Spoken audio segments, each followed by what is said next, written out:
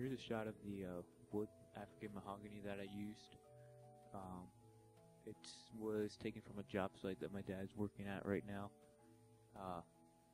It's very nice, high quality stuff. It's I think it's a 1.5 inches thick, so it was a good thick wood to use for a Stave Snare drum. First thing I did was I took it out to the table saw and I cut it on a 15-degree angle. This is a pretty ratty table saw, so obviously you don't need anything too high tech to do this. It took 2 tries, however. I didn't get the angles perfect the first time, so I had to take it back out and redo it, but I got it. And then what I did was I lined up all of my pieces face down in order to put 2 pieces of masking tape across the entire thing, so that I could simply roll it up and for the gluing process, because all I had to do then was just put glue in the joints and then roll it up and then clamp it. And what I used to clamp it was a standard strap clamp that you use to secure things. It was like $12 at hardware store, so it's not too sophisticated. Here's a couple shots of what it looked like after the glue up. Looks pretty good so far, grain's nice, and it had a pre-beveled edge on it because it was taken from a job site. I think it was scrapped from a windowsill or something like that, so it was pre-beveled, so I already have the bearing edges started. Next thing that I did after I glued it up is I took it into school, my school wood shop, and I took it to the belt and disc sander and used the belt, and I pretty much rotated the drum on the belt until it was round. I only had to take off about 1/8 of an inch, so it didn't take too long. But there's better ways of doing it, like a router jig, a lathe, but I just used the belt sander because I didn't want to use the lathe or anything because I don't have the experience. And to round the inside, I used a oscillating spindle sander. Pretty much the same thing, just rotated it around. This took a lot longer because I took the 1.5 inch thick wood all the way down to about a 1/2 inch thick shell. After that, I don't have any really shots of the shell by itself, but after that I took it back to my house and I started the bearing edges with a Dremel tool with sanding, with a little circle sanding thing. And I recommend having like a lot on hand because, especially with harder woods, it just eats through these little sanding discs. So what I did was I started it with the Dremel tool, and till there was like a little bit left, and then I took the file to it and I went all the way around, and yep, pretty much finished that up. That was about 1.5 hours of work per side, so it took a while.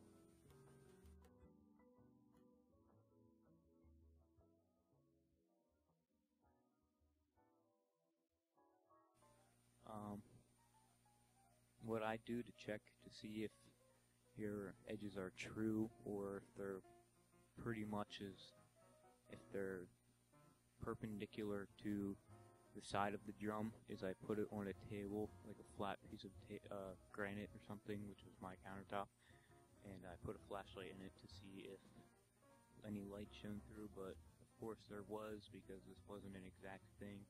Maybe if you had a router or a lathe or something of the sort, you could get it perfect, but I couldn't do that. And then here's just a couple shots of the shell itself. It looks pretty good right now. The bearing edges are pretty nice. Oh yeah, and for the snare beds, I just took the file and made it about, I don't know, 4 or 5 inches long, and I just filed it down. That was pretty easy, wasn't anything fancy. And going back to the true edges, if they weren't true, what I did was I super glued 4 pieces of 60 grit sandpaper to a piece of plywood, and I pretty much just spun the shell around on the plywood until it was the edges were flat. A lot of the stuff that I'm doing here is not very sophisticated, so obviously you can do this on your own. But here's a picture of the file that I used to do the edges. I highly recommend using a little dust mask because it gets really dusty and it's quite disgusting because, yeah, I won't go into details, but it's just weird. It was a half-round file. Half of it was a finer tooth, and then half of it was a coarser tooth, and I used the coarse until I was really close to being done the bearing edges, and then I went back around with the finer, and it just finished it off a little bit nicer.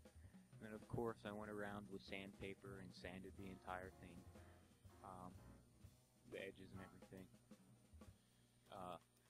Here's a couple shots of just the shell by itself after most of the work was done. The next process is finishing. What I did for finishing was I put masking tape or painter's tape around the edges so I didn't get any on the edges, about, I don't know, like an eighth or a quarter of an inch from the top of the shell. And I took clear high gloss polyurethane. Here's a shot after the first coat, and then sanded. Here's a shot of the second coat, and then sanded, third coat, fourth coat, etc. By now it looks pretty nice, and I was really happy with what I've been doing. Here's the next thing that I have. It's pictures. It's of the finished product. I used brass hardware, brass triple flange tubes with sugar cube lugs, they're called. I got them off of drumfactorydirect.com, really great site. They have pretty low prices, so not complaining. And then it was a standard throw off and everything, and I got a Remo coated what's that called? Sound control dot. That's a pretty nice head. Really dampens it, makes it sound good. So that's the video. Thanks for watching, and this is going to be followed by a sound clip recorded with one mic and no editing like EQing, etc. So it's pretty much the drum itself. Thank you for watching. Please comment and subscribe. Here's a little excerpt how I lined up and measured for the lugs. What I did was I first got a general idea of where they were by putting the hoop around and putting a piece of tape across the entire drum vertically, where all the holes were and where the throw off and the butt plate are going to go. And after that, I pretty much took the diameter of my shell, found the diameter of my shell, and divided it by, was it 8 lugs, so I divided it by 8, and found how much space was in between each lug, and I marked it on the tape and drilled it with a 1/4 inch drill bit. I recommend putting a piece of wood behind it so it doesn't break out too much out of the back, otherwise it'll really kill it. And then yep, that's pretty much what I did to finish the drum.